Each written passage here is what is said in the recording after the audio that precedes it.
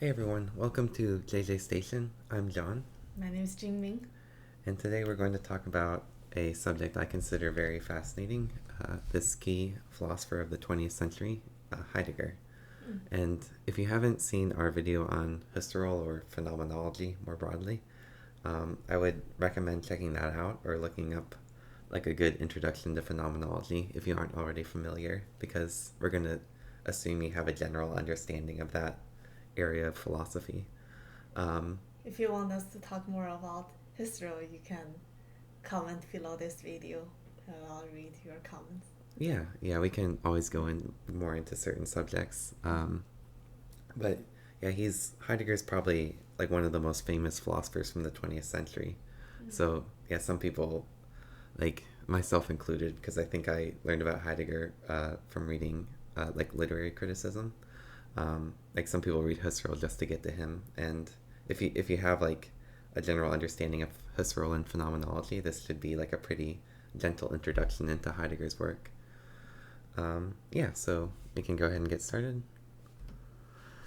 So, who was Heidegger? As I mentioned, he's considered one of the key philosophers of the 20th century. He was born in 1889 in Meskirch, Germany, and he became a rector of Freiburg University. Um, he was indisputably a very important philosopher, just, not a very good person. When did Um, he pass away? all right, he passed away in 1976 in Freiburg. He In lived a long life. 1977, you said? 76. 76. Wow. Almost like 80, 90 years. Yeah, he was Yeah. pretty old. Yeah, I think. Yeah, he apparently liked to ski and like stayed pretty healthy. Mm. He like retired into his like ski cabin. But yeah, the part about him not being a good person, he was like, we have evidence like early on. Like we're gonna cover his work up to like Being in Time, which is was released in I think 1927. Mm-hmm. So up to that period, we just have evidence that he was definitely like an anti-Semite and just kind of a jerk. Like there's a I read a book about this conference he held with a Jewish philosopher Kassir, and apparently Kassir's wife was very afraid that like had heard about Heidegger's anti-Semitism and was afraid about her husband. Like her husband was going to dine with him, and like she was really not happy about it. Oh. So yeah, even as early as and that I think was like around the time of being in time. Like Mm. even at that stage, he had a very bad reputation, and like later on, he joined the Nazi Party. So he had a bad reputation because he was anti-Semite? Anti-Semite? Yeah, he was anti-Semitic for sure. But back then, anti-Semitic doesn't mean you have a bad reputation. It's sort of the mainstream of Europe. Well, no, but I mean there were Jewish people in intellectual circles. Like Husserl was Jewish, like his mentor, I see. and I mean, like yeah, but like it was very common. I mean, it was a very widespread view across, yeah, like across Europe at the time. Mm-hmm. So like, yeah, he was. I mean, he was just like someone we'd see as he was just sort of a bigoted person, Bigoted? bigoted like, yeah, just like they're very mean and sort of defensive of their own class. Huh. Did this Heidegger have a happy life? I can't tell you. I mean, he definitely had very complex thoughts, but I think personally he had affairs, and I don't know if he had a happy marriage. Mm. But yeah, of course, the most controversial part of his life is his support of the Nazi Party, which people debate whether it was for his career, but like I think there is evidence that he he actually thought that like they could like he actually like supported their like political ideal at some stages like of this like kind of return to Mm. like nature almost because yeah he was very like he did think philosophically about the nature of technology, and he had this sort of like this ultra conservative bent of like wanting to restore the like man's original contact with nature. And yeah, I think like yeah, part of that was like he had these kind of like there are these black notebooks that show he had these like anti-Semitic interpretations of some of his thoughts. Was that why? What's her name? The political philosopher, Anna Hannah. Hannah Arendt. Yeah, was that why she left or didn't like Heidegger? She actually she actually did go to see him at so Hannah Arendt is another very famous philosopher who is Jewish and was an undergraduate student for Heidegger, and we also know they had an affair at one point. Wow, that I didn't know. Yeah, but he's there's a lot of creepy things about him. Oh, he's certainly not anti-Semitic when it comes to affairs. Well, yeah, I don't think that's a deciding factor of whether someone has those prejudiced views, but yeah, she ended up I think she ended up leaving Germany to live in New York, and that's where most of her career is.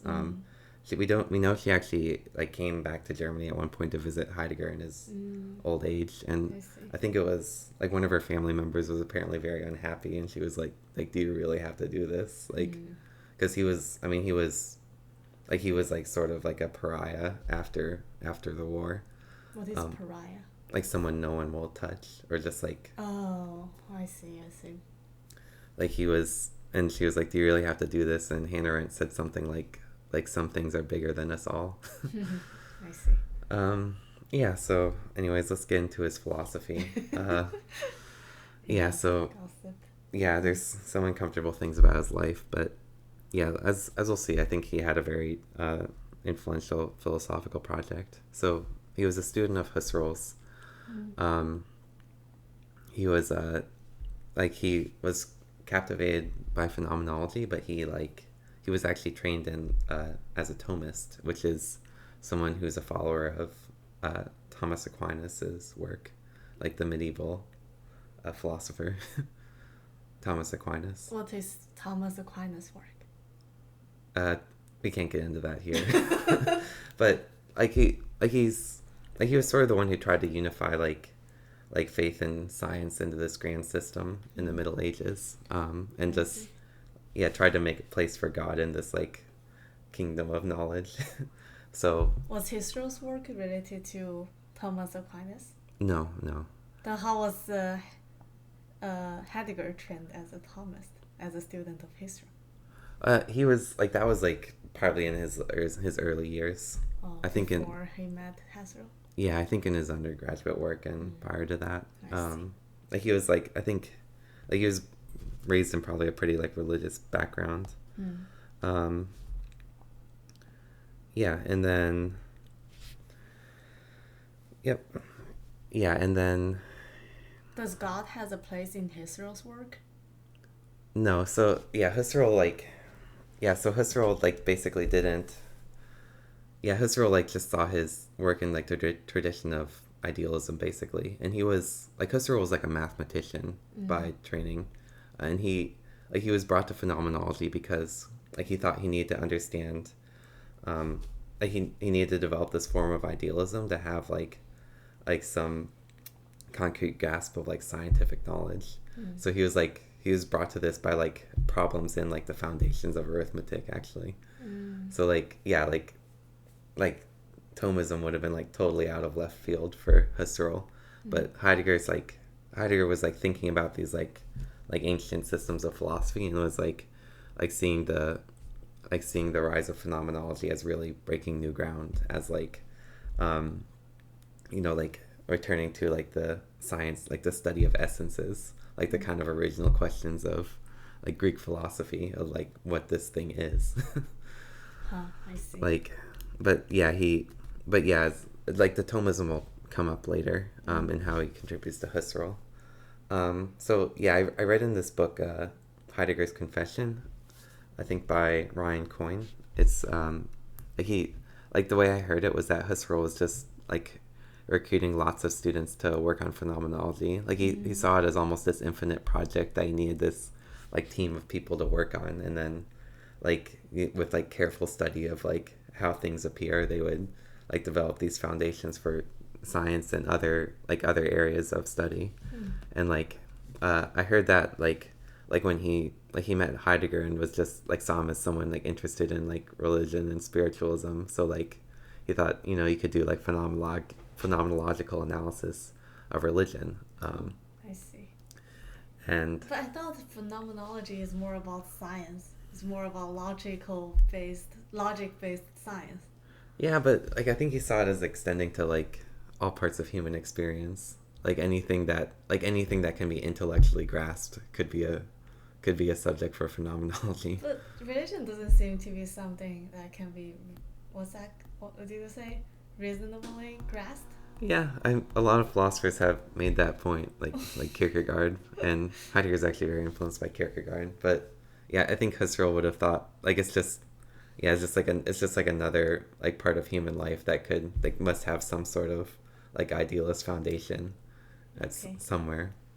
Um, so yeah, I don't think Husserl paid close attention to Heidegger's work, and apparently, by being in time, he was like shocked at how much he had strayed from his like fundamental ideas. Mm. And, but yeah, early on, Heidegger was another thing. He was like designated this area of like religious study, and then apparently he also edited the internal time consciousness manuscripts. What manuscript? Endless time? The internal time The consciousness manuscripts. Is it by uh is it by That's by Husserl? Husserl, yeah. Oh, So he edited that work as like sort of like a sort of like a student of his. okay. So